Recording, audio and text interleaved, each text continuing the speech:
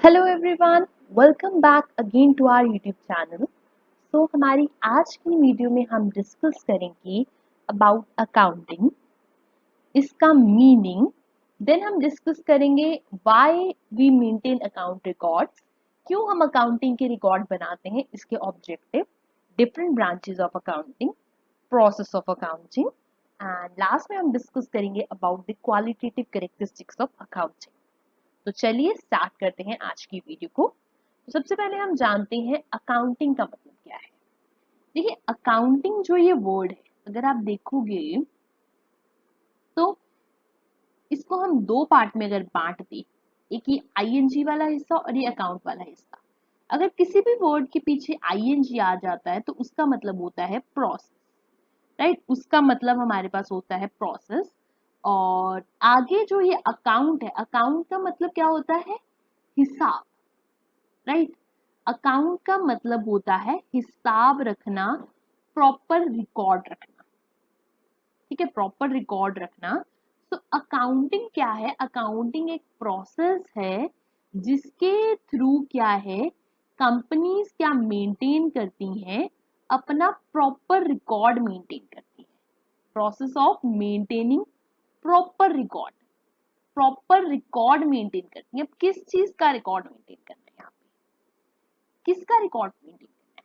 सभी financial transactions का, वो सभी ट्रांजैक्शंस जिनके अंदर क्या है, मनी इन्वॉल्व है, राइट। जिनके अंदर भी मनी इन्वॉल्व है, जैसे इंडिया में रुपीज है, इंडिया की करेंसी, तो रुपीज जिनके अंदर भी इन्वॉल्व है, मतलब जिन्हें आप एक्सप्रेस कर सकते हो रुपीज की फॉर्म में, जिन्हें आप एक्सप्रेस कर सकते हो रुपीज की फॉर्म में, उन सभी ट्रांजेक्शन्स को क्या है, हम अकाउंटिंग में रिकॉर्ड करते हैं। अब रिकॉर्ड करने के बाद ये जानकारी किसे चाहिए, ये क्यों हम रिकॉर्ड कर रहे हैं? ये हमें जानकारी देते हैं कई सारे यूजर्स को। जैसे कि मैनेजमेंट हो गई, वो जानना चाहती है कि कंपनी के अफेयर्स किस तरह से चल रहे हैं, काम किस तरह से चल रहा है, प्रॉफिट कमा रही कंपनी, नहीं कमा रही है। ओनर है जिसने पैसे लगाए हैं, वो भी देखना चाहेगा कंपनी कैसे वर्क कर रही है। इसी तरह से गवर्नमेंट देखना चाहेगी रूल रेगुलेशन फॉलो हो रहे हैं, नहीं हो रहे। तो ऐसे यूजर्स जो हैं, देखना चाहते हैं अकाउंटिंग रिकॉर्ड्स को, ताकि वो क्या ले सके, वो डिसीजन ले सके, राइट, वो डिसीजन ले सके। तो अब यूजर्स कौन से होते हैं? दो तरह के होते हैं। एक होते हैं इंटरनल, जो कि एक्टिवली इन्वॉल्व है एडमिनिस्ट्रेशन में कंपनी की, और दूसरे होते हैं एक्सटर्नल, जो कि एक्टिवली एडमिनिस्ट्रेशन में तो नहीं इन्वॉल्व है, बट स्टिल उनका भी कोई इंटरेस्ट है कंपनी की वर्किंग में, कंपनी की वर्किंग को देखने के लिए। अब इसके ऊपर हमारी एक वीडियो है, इसका लिंक यहाँ नीचे डिस्क्रिप्शन बॉक्स में है, तो आप वहां से देख लीजिएगा। बाकी एक बार हम मीनिंग देख लेते हैं दोबारा से, फिर हम आगे डेफिनेशन पे मूव करते हैं। अकाउंटिंग एक प्रोसेस है। किस चीज का प्रोसेस है? मेंटेनिंग प्रॉपर रिकॉर्ड, किनका?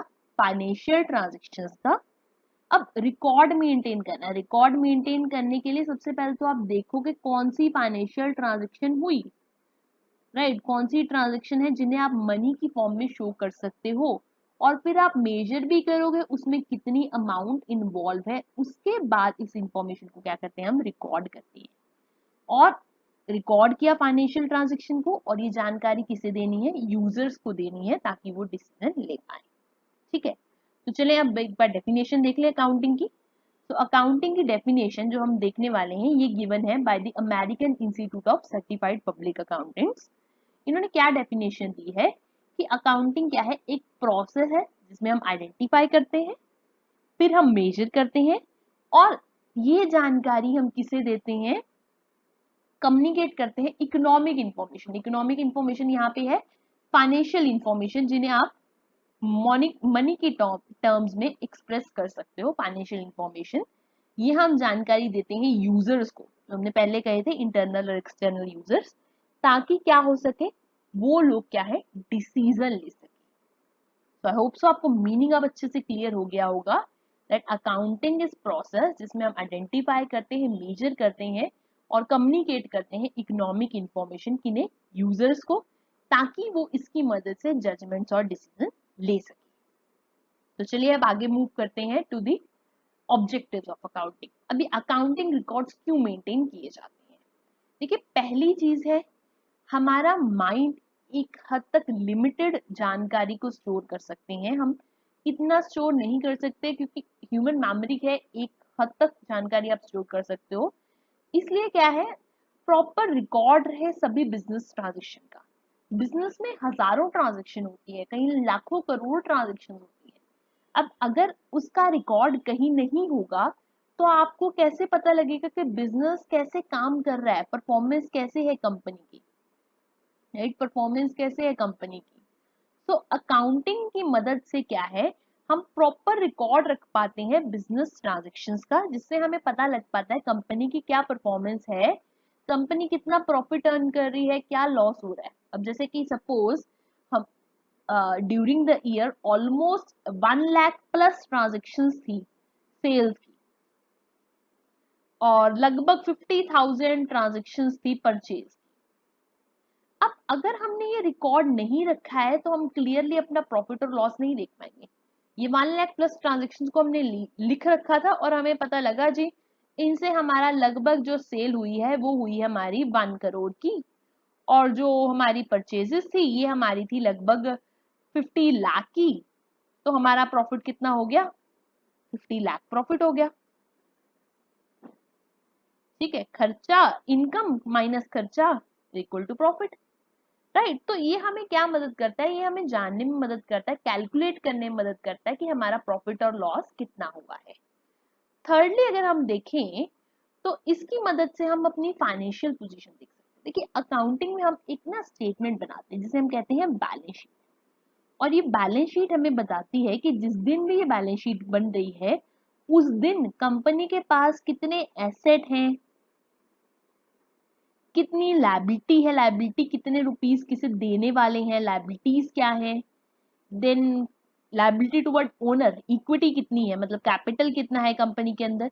तो ये सारी जानकारी हमें क्या देती है, बैलेंस शीट देती है। ये सारी जानकारी हमें बैलेंस शीट देती है, ये हमें बताती है कंपनी की फाइनेंशियल पोजीशन कैसी है जिस भी दिन बैलेंस शीट बनती है। तो ये भी अकाउंटिंग की मदद से ही हम बैलेंस शीट बना पाते हैं और देख पाते हैं हमारी फाइनेंशियल पोजीशन को।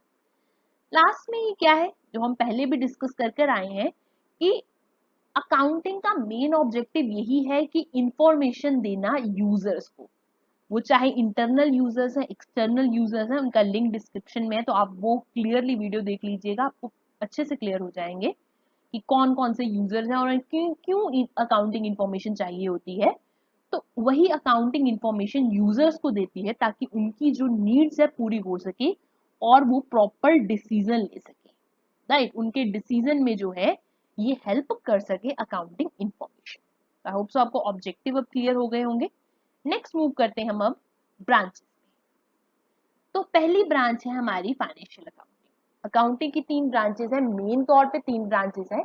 अब विद टाइम कई और भी ब्रांचेस आ रही हैं, कई और फॉर्म्स भी आ रही हैं अकाउंटिंग की, बट मेन 3 है और आपकी बुक्स में भी यूजुअली 3 गिवन होती हैं, तो हम उन्हें ही डिस्कस कर रहे हैं। फाइनेंशियल अकाउंटिंग पर्टिकुलरली रिलेटेड है कि आपको सभी फाइनेंशियल ट्रांजेक्शन का रिकॉर्ड रखना है, रिकॉर्ड रख के आपको पूरा इनकम स्टेटमेंट और बैलेंस शीट बनानी है, मतलब प्रॉफिट एंड लॉस अकाउंट और बैलेंस शीट बनानी है। ये फाइनेंशियल अकाउंटिंग कहती है, जिसमें रिकॉर्ड किसका रखना होता है, हमें फाइनेंशियल ट्रांजेक्शन्स का। ठीक है जी, तो financial accounting deals with the preparation of the financial statements of the company, कि जिसमें हम प्रॉपर मेंटेन करें record of all the financial transactions of the company. Second है cost accounting. Cost accounting particularly deal करती है with the cost aspect. तो cost accounting की मदद से हम जान पाते हैं कि हमारी प्रोडक्ट को बनाने की कितनी कॉस्ट आती है, देन इन्वेंटरी को मैनेज करने के रिगार्डिंग हो गया, कॉस्ट शीट बनाई जाती है प्रॉपर। साथ के साथ हम अपने प्रोडक्ट्स के प्राइजेस देख पाते हैं, प्राइस फिक्सेशन में ये हेल्प करती है हमें कॉस्ट अकाउंटिंग, कि आपको कैसे अपनी कॉस्ट कम करनी है प्रोडक्ट की। तो इन सब चीजों के रिगार्डिंग जो है कॉस्ट अकाउंटिंग डील करती है कि आपकी कॉस्ट क्या पड़ती है प्रोडक्ट बनाने में और आप इस कॉस्ट को कैसे कम कर सकते हो। तो ये सारी चीजें हैं कॉस्ट अकाउंटिंग के साथ डील करती हैं ब्रांच में। तीसरा है मैनेजमेंट अकाउंटिंग। अब मैनेजमेंट अकाउंटिंग क्या करती है, ये पर्टिकुलरली जो फाइनेंशियल अकाउंटिंग और कॉस्ट अकाउंटिंग जो भी इंफॉर्मेशन देती है उसको ध्यान में रख के मैनेजमेंट कई सारे मेजर्स यूज करती है, और मैनेजमेंट अकाउंटिंग में जो हमारे टूल्स एंड टेक्निक्स हैं वो पर्टिकुलरली मैनेजमेंट को हेल्प करते हैं इन मेकिंग डिसीजंस। तो मैनेजमेंट अकाउंटिंग की मदद से मैनेजमेंट जो है इफेक्टिव डिसीजन ले पाती है रिगार्डिंग कि कंपनी कैसे काम करेगी।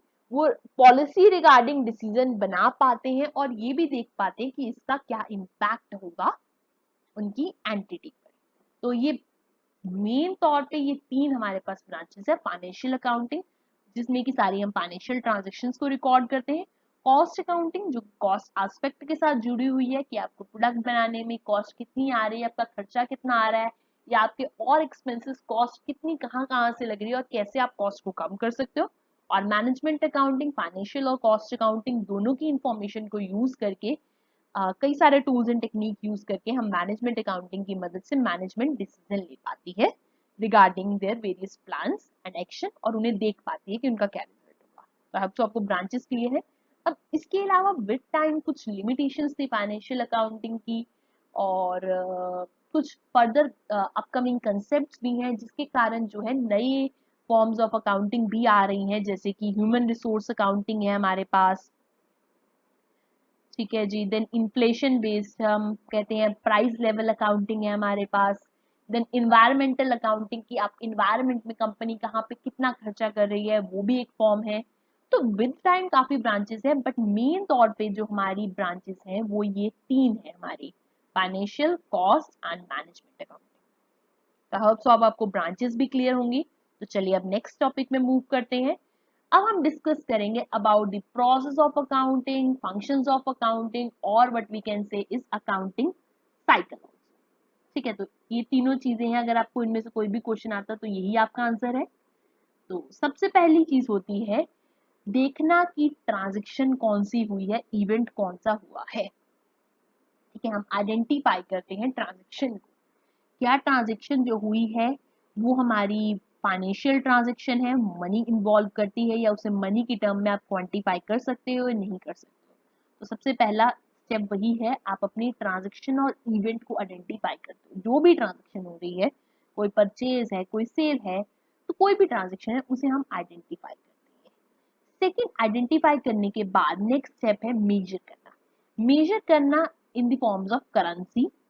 ठीक है, जिस भी कंट्री की है स्पेसिफिकली उनकी मेजरिंग जो यूनिट है उसमें आपने मेजर करना है।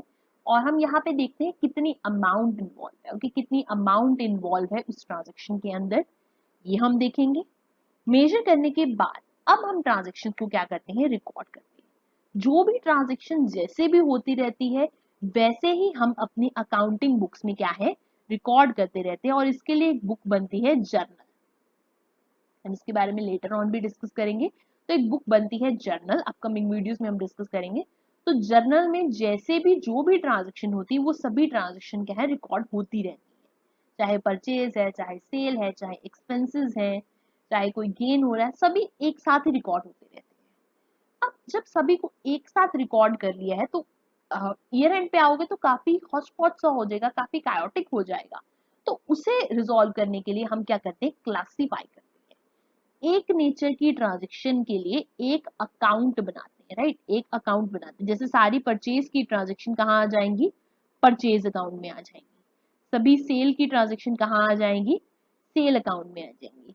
सभी ट्रांजेक्शन जिनमें कैश इन्वॉल्व है उनके लिए एक हम कैश अकाउंट बना देंगे। ऐसे ही बैंक, इस तरह से हम क्या है, क्लासीफाई कर देते हैं सबको उनकी डिफरेंट डिफरेंट कैटेगरी में। जैसे मैंने पहले कहा था, लेट्स से सेल्स की 1 लाख ट्रांजेक्शन है तो ये सभी की सभी क्या हो जाएंगी, क्लासीफाई हो जाएंगी यहाँ पे। क्लासिफिकेशन के बाद नेक्स्ट स्टेप हमारे पास आता है हमारा समरी बनाने का।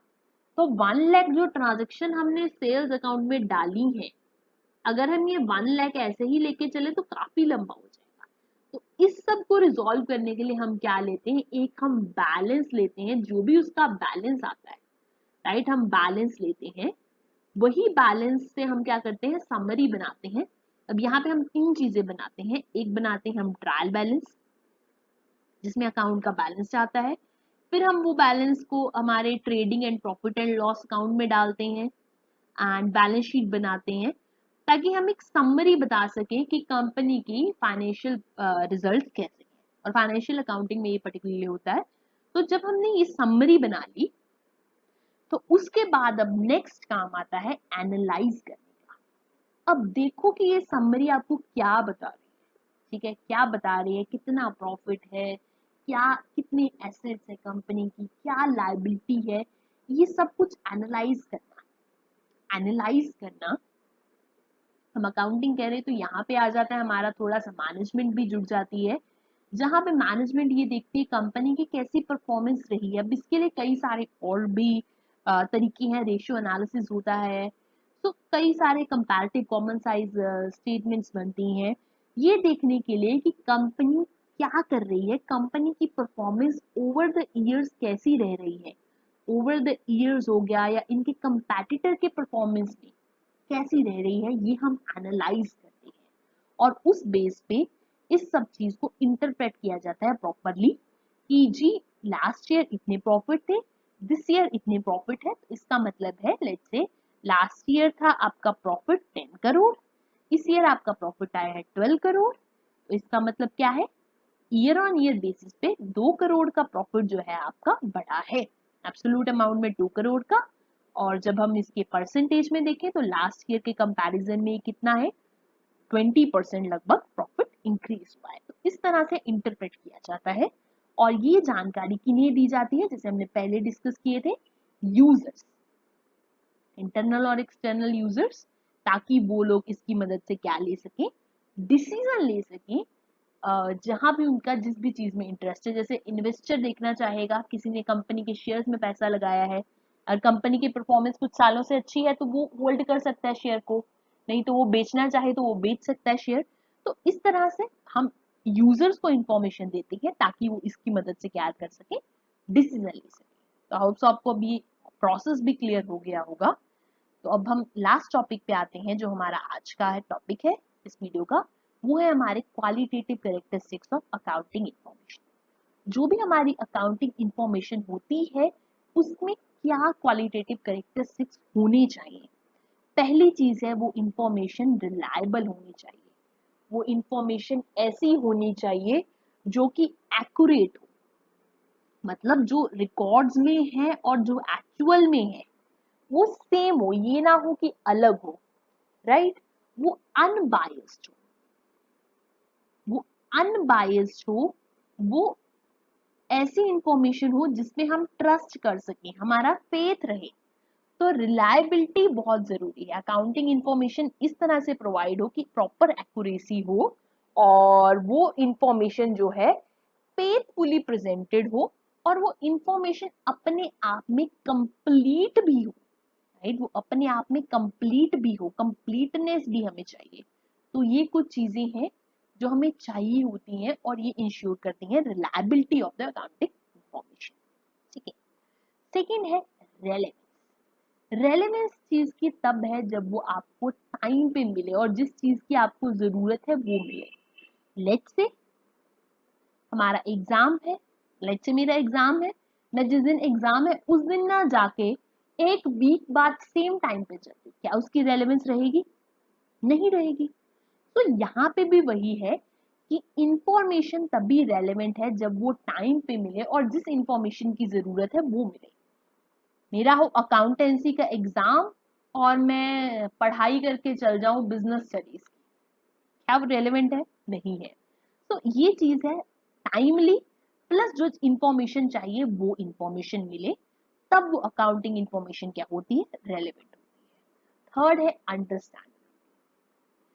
जिस भी पर्सन को बेसिक फाइनेंशियल इंफॉर्मेशन जानकारी है कि कैसे होती है फाइनेंशियल स्टेटमेंट्स और एवरीथिंग, तो वो पर्सन उसे प्रॉपरली अंडरस्टैंड कर पाए, राइट। लेट्स से एक पर्सन को दो लैंग्वेज आती हैं, इंग्लिश एंड हिंदी, बट हम उस पर्सन को फाइनेंशियल स्टेटमेंट्स देते हैं फ्रेंच में, क्या वो अंडरस्टैंड कर पाएगा, नहीं कर पाएगा। तो यही चीज है, जो अकाउंटिंग इंफॉर्मेशन हो उसका एक अच्छा करेक्टरिस्टिक जो माना जाता है कि वो अंडरस्टैंडेबल भी होनी चाहिए, क्योंकि अगर अंडरस्टैंडेबल नहीं है तो उसकी रिलायबिलिटी और रेलेवेंस जो है अपने आप ही घट जाएगी, फिर आपको समझ ही नहीं लगेगा, राइट। एंड जैसे कि आपका अकाउंटेंसी का पेपर हो वो किसी और लैंग्वेज में आ जाए, वो आ जाए आपको लैटिन में, तो you won't be able to understand the question. आप क्वेश्चन ही नहीं समझ पाओगे तो आंसर कहाँ से लिखोगे। चाहे क्वेश्चन ठीक है, सब कुछ ठीक है, बट अंडरस्टैंडेबिलिटी भी एक बहुत इंपॉर्टेंट एस्पेक्ट है। और लास्ट एस्पेक्ट है कंपेरेबल। अगर एक ही पर्सन रेस में दौड़े तो वो एक पर्सन ही जीतेगा और एक पर्सन ही हारेगा। ऐसी रेस का कोई रेलेवेंस नहीं है।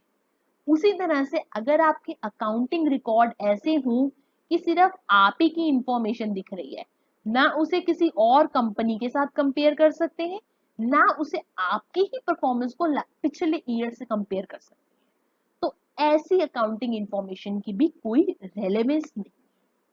तो इसलिए अकाउंटिंग इंफॉर्मेशन का एक और इम्पॉर्टेंट कैरेक्टरिस्टिक है कि वो कंपेरेबल भी होनी चाहिए, तभी जो है फायदा रहता है। तो ये 4 कैरेक्टरिस्टिक्स हैं हमारे of accounting information: reliability, relevance, understandability and comparability. I hope so आपको अब ये भी क्लियर होंगे। अगर फिर भी आपका इसमें से किसी भी जो हमने टॉपिक्स डिस्कस किए हैं उनमें से कहीं पे भी कोई भी डाउट है, feel free to write us in the comment box. अगर आपकी कोई और भी क्वेरी है तो you can write it us in the comment box, we will try to resolve that query. And साथ के साथ अगर आपको वीडियो हमारी अच्छी लगी हो तो इसे लाइक जरूर कीजिएगा और चैनल को सब्सक्राइब भी कीजिएगा for more such videos, and do share with your friends also. बाकी thank you for watching the video, have a nice day and be safe.